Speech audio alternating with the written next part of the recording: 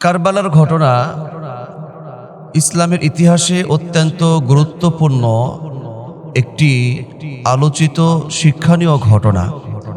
এই ঘটনাকে কেন্দ্র করে আমাদের মধ্যে অনেক সময় যারা লেকচার দেয়, অনেক সময় দেখা যায় অতিরিক্ত বাড়াবাড়ি বা অতিরিক্ত ছাড়াছাড়ি হয়ে যায়।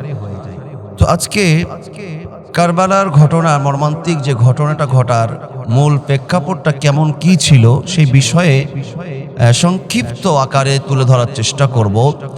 আল্লাহ সুবহানাহু ওয়া তাআলার তিনার নির্দেশে বিশ্বনবী মুহাম্মদুর রাসূলুল্লাহ সাল্লাল্লাহু আলাইহি ওয়াসাল্লাম তিনি মক্কা থেকে মদিনায় যখন হিজরত করলেন, নবীজি মদিনায় আসার পরে মদিনায় প্রেসিডেন্ট হলেন বিশ্বনবী মুহাম্মদুর রাসূলুল্লাহ সাল্লাল্লাহু আলাইহি ওয়াসাল্লাম। মদিনার প্রেসিডেন্ট, দেশের নাম হলো, রাষ্ট্রের নাম মদিনা, এবং প্রেসিডেন্টের নাম হলো হযরত মুহাম্মদ মুস্তাফা সাল্লাল্লাহু আলাইহি ওয়াসাল্লাম, এবং সংবিধান হলো আল কোরআন। আল্লাহর নবী বিশ্বনবী তিনি কোরআন দিয়ে যে রাষ্ট্র পরিচালনা করছিলেন, নবীজির ইন্তেকালের পরে, ওফাতের পরে প্রথম খলিফা হযরত আবু বকর সিদ্দিক রাদিয়াল্লাহু তাআলা আনহু তিনি খেলাফতের দায়িত্বপ্রাপ্ত হন, এবং তিনি তার বিচক্ষণতার সাথে তিনি মুসলমানদেরকে নেতৃত্ব দিচ্ছিলেন। হযরত আবু বকর সিদ্দিক রাদিয়াল্লাহু তাআলা আনহু তিনি প্রায় 2.5 বছর তিনি শাসন করেছেন, মুসলমানদেরকে নেতৃত্ব দিয়েছেন। হযরত আবু বকর সিদ্দিক রাদিয়াল্লাহু তাআলা ইন্তেকালের পরে দ্বিতীয় খলিফা হিসেবে নিযুক্ত হন উমর ইবনুল খাত্তাব রাদিয়াল্লাহু তাআলা আনহু। হযরত উমর ফারুক রাদিয়াল্লাহু তাআলা আনহু তার ক্ষমতা, তার যোগ্যতা, তার সাহসিকতার সাথে তিনি প্রায় 10টি বছর মুসলমানদের নেতৃত্ব দেন। মাশাআল্লাহ।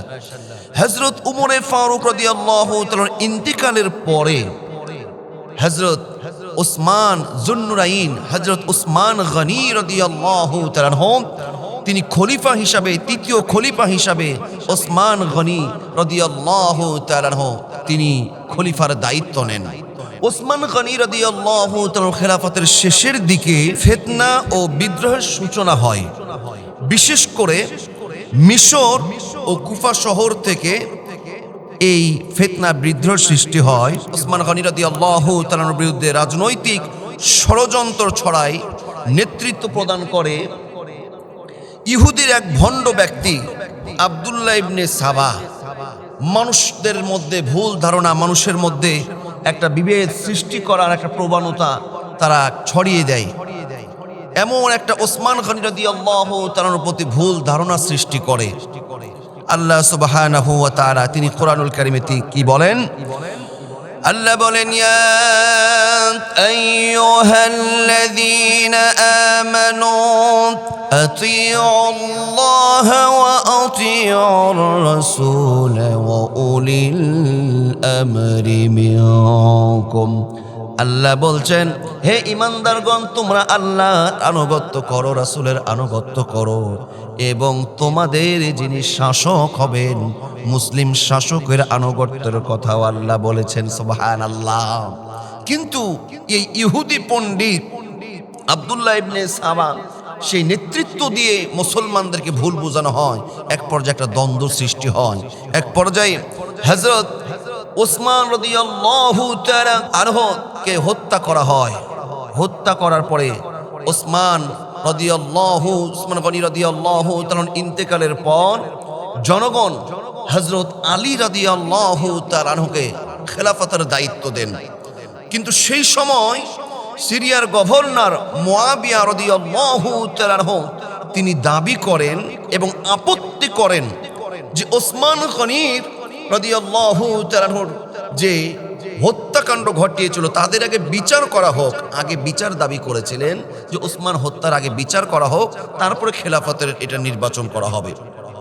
এই রকম একটা প্রক্রিয়া যখন ঘটে, কিন্তু জনগণ হযরত ওসমান গনি রাদিয়াল্লাহু তাআলার ইন্তেকালের পরে হযরত আলী রাদিয়াল্লাহু তাআলাকে তিনি দায়িত্বভার দেন।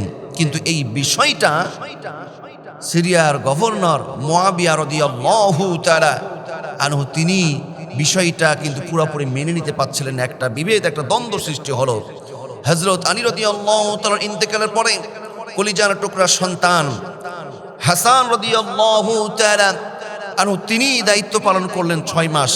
এইদিকে সিরিয়ার গভর্নর তিনি আপত্তি করা শুরু করলেন, তিনি এই দিক থেকে আমির হওয়ার একটা দাবি শুরু করলেন। তখন হাসান রাদিয়াল্লাহু তাআলা তিনি তার দায়িত্বটা ছেড়ে দিলেন।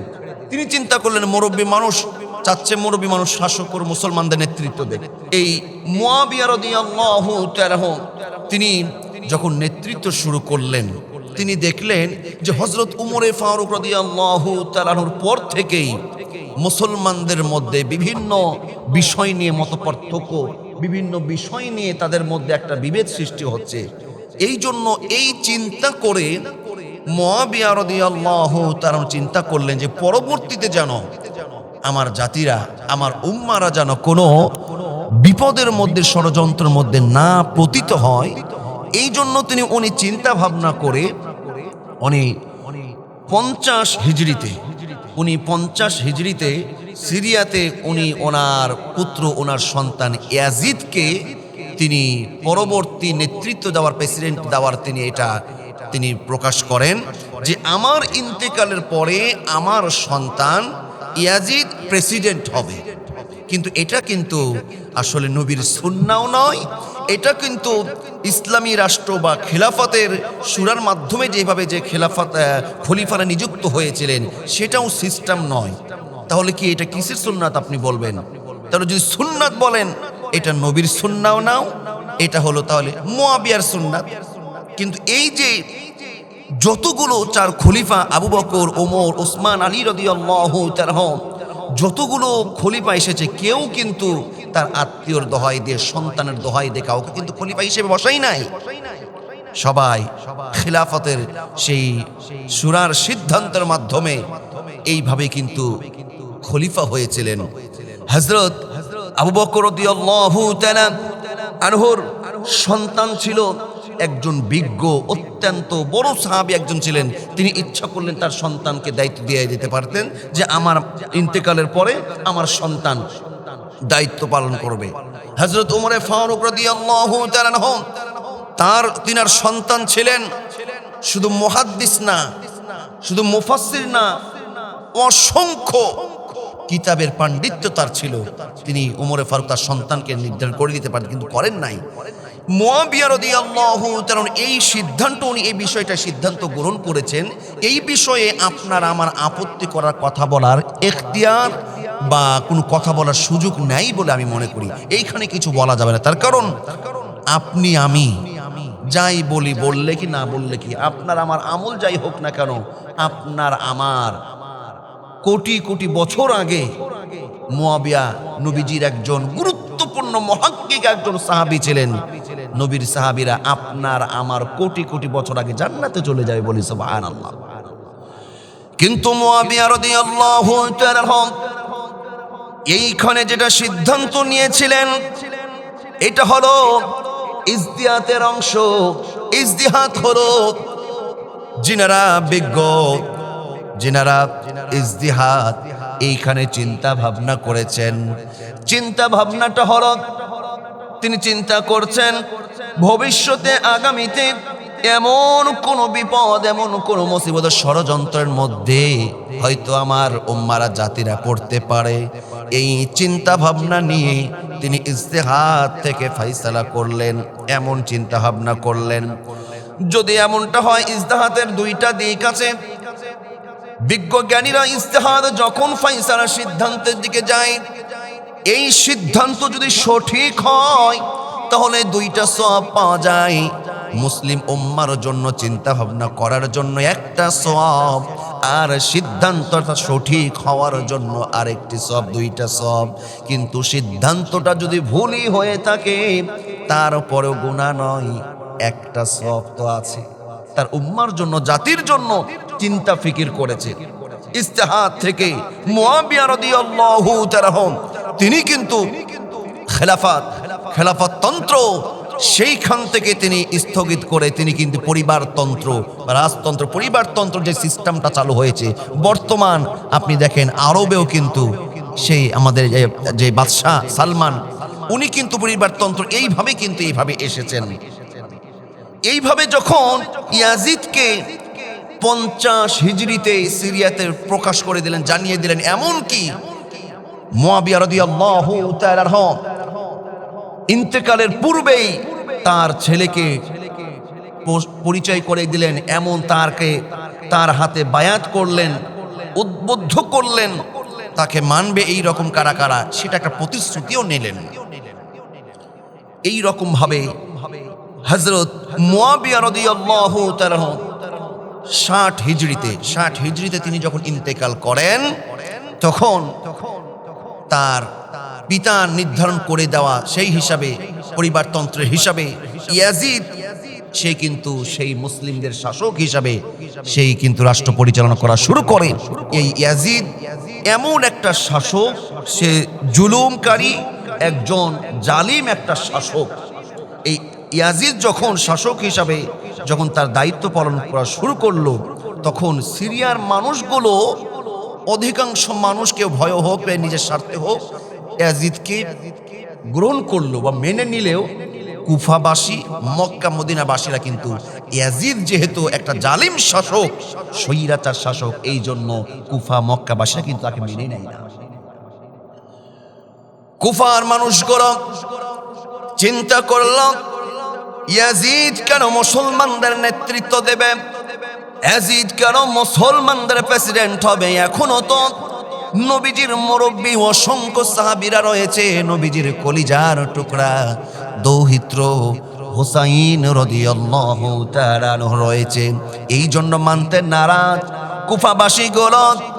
কুফাবাসী মদিনায় চিঠি পাঠিয়ে দিলেন, হুসাইন রাদিয়াল্লাহু তাআলাকে ওয়েলকাম জানাচ্ছেন যে আপনি আসেন, আপনি আমাদের কাছে আসেন, আমরা আপনার হাতে বায়াত গ্রহণ করতে চাই। এত কুফাবাসীর উচ্ছ্বাস উদ্দীপনা হযরত হুসাইন রাদিয়াল্লাহু তাআলা সাদা মনে চিন্তা করে, তিনিও চিন্তা করছেন মানুষ যখন এত বেশি আমাকে চাচ্ছে তখন আমার যাওয়া দরকার। মুরব্বী সাহাবীদের সাথে এই বিষয়টা পরামর্শ করলেন, বলছেন ও নবীর সাহাবীরা, আপনারা আমার বয়সে অনেক বেশি, আমার বাবার বয়সে, আপনারা আমার চাচার মতন, আপনারা বলুন কুফাবাসী আমাকে আমন্ত্রণ জানাচ্ছে, তারা ইয়াজিদকে প্রত্যাখ্যান করছে, তারা আমাকে চাচ্ছে আমার কাছে বায়াত গ্রহণ করবে, এই বিষয়ে আপনাদের অভিমতটা কি জানিয়ে দে। তখন মুরব্বী সাহাবীরা বলছে, ও হুসাইন, আমরা তোমাকে বারণ করব, কুফাবাসী ডাকতে পারে, কুফাবাসীর একটা বৈশিষ্ট্য রয়েছে, তাদের কথা কাজে মিল নাই।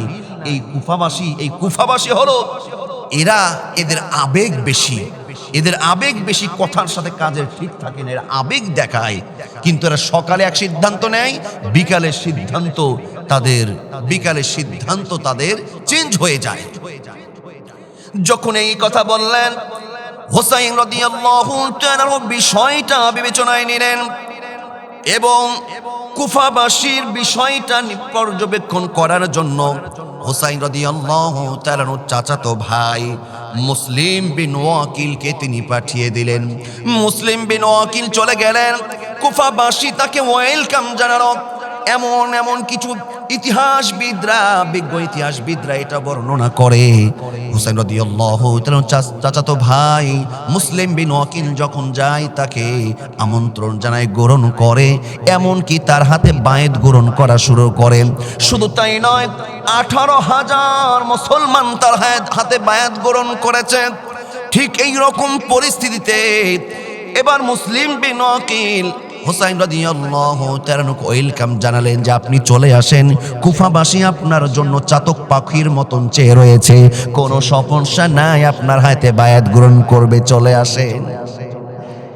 হুসাইন রাদিয়াল্লাহু তাআলা এবার মুসলমানদের মধ্যে, পরিবারের মধ্যে বিষয়টা জানিয়ে দিলেন, যেহেতু কুফাবাসী আমাদেরকে আমন্ত্রণ করছে, মুসলমানদের জন্য আমি যেতে চাই, তাদের নেতৃত্ব দিতে আমি যেতে চাই। আমার সঙ্গে কারা কারা যেতে চাও? তার পরিবার সহ অসংখ্য নারী সহ, কোন কোন বর্ণনায় ৭০, ৭৫, ৮০, এমনকি ৭২ জনের বলা হয়েছে। ৭২ জনের একটা টিম নিয়ে হুসাইন রাদিয়াল্লাহু তাআলা আনহু ইরাকের কুফার উদ্দেশ্য কুফার উদ্দেশ্য রওনা দিলেন। এই খবরটা সিরিয়ার গুপ্তচর থেকে সৈন্যবাহিনী ইয়াজিদের কাছে খবরটা পৌঁছিয়ে দেয় যে আপনি কি খবর পেয়েছেন? কি খবর? হোসাইন তো রওনা দিয়েছে, হোসাইন তো চলে আসছে। এই কথা যখন বলে, সঙ্গে সঙ্গে ইয়াজিদ বলে হুসাইনকে আটকে দাও, হুসাইনকে আটকে দাও। এই কথা বলার সঙ্গে সঙ্গে সৈন্যরা হুসাইন সহ তার পরিবার সহ, যে এখানে অসংখ্য নারী ছিল, শিশু ছিল, ৭২ জন সদস্যকে কারবালার প্রান্তরে আটকে দেওয়া হয়। শুধু তাই নয়, সেইখানে ফুরাত নদী ছিল, সেইখান থেকে পানি পান না করার জন্য সেটাকেও বাইন্ডিং করে দেওয়া হলো, বেষ্টন করে দেওয়া হলো। হুসাইন রাদিয়াল্লাহু তাআলা আটকে দেওয়া হলো সেই ফুরাত নদী থেকে পানিও যেন পান না করতে পারে, এই জন্য তাদেরকে নিষেধাজ্ঞা জারি করে দেওয়া হলো। এমন একটি পর্যায়ে মায়ের স্তনে দুধ নাই, শিশুগুলো পানির তৃষ্ণায় ছটপট করছে, পানির তৃষ্ণায় ছটপট করছে, কেউ এক ফোঁটা পানি দেয় না। এইভাবে শিশুগুলোকে হত্যা করা হয়। একে একে সবাইকে যখন হত্যা করা হয়, চাচতো ভাই মুসলিম বিন আকিলকে হত্যা করা হয়েছে। ৭২ জনের সবাইকে যখন একে একে হত্যা করা হয়, হুসাইন রাদিয়াল্লাহু তাআলা এক পর্যায়ে বললেন যে আপনারা চাইলে চলে যেতে পারেন, আপনারা চলে যেতে পারেন। আমি দেখছি বিষয়টা, আমি মুসলমানদের জন্য লড়তে চাই, কিন্তু একজনও পিছপা হয় নাই। এটাই কারবালার বড় শিক্ষা হলো, জালিম শাসকের বিরুদ্ধে ইসলামের দুশমন যারা হবে, মুনাফিকি যারা করবে, তাদের বিরুদ্ধে খাঁটি ইমানদার মুসলমান কখনো পিছে সরে যেতে পারে না, একজনও দূরে সরে যায় না। হযরত হুসাইন রাদিয়াল্লাহু তাআলাকে সেইখানে বর্ষা নিক্ষেপ করে তাকে রক্তাক্ত করা হয়। এক পর্যায়ে হুসাইন রাদিয়াল্লাহু তাআলাকে সেইখানে তার দেহ থেকে কল্লাটা আলাদা করে তাকে শাহাদাত বরণ করিয়ে দেওয়া হয়। বলি সুবহানাল্লাহ। এই কারবালার সবচাইতে বড় শিক্ষা হলো, মুসলমান কখনো বাতিলের কাছে, জালিমের কাছে মাথা নত করবে না। মুসলমান কখনো মুনাফিকের সঙ্গে আপোষ করবে না। মুসলমান কারবালা শিক্ষা থেকে গ্রহণ করবে, মুসলমান ঐক্য হয়ে থাকবে, হকের পক্ষে থাকবে, বাতিলের বিরুদ্ধে জীবন বাজি রেখে অবিরাম লড়াই করেই চলবে।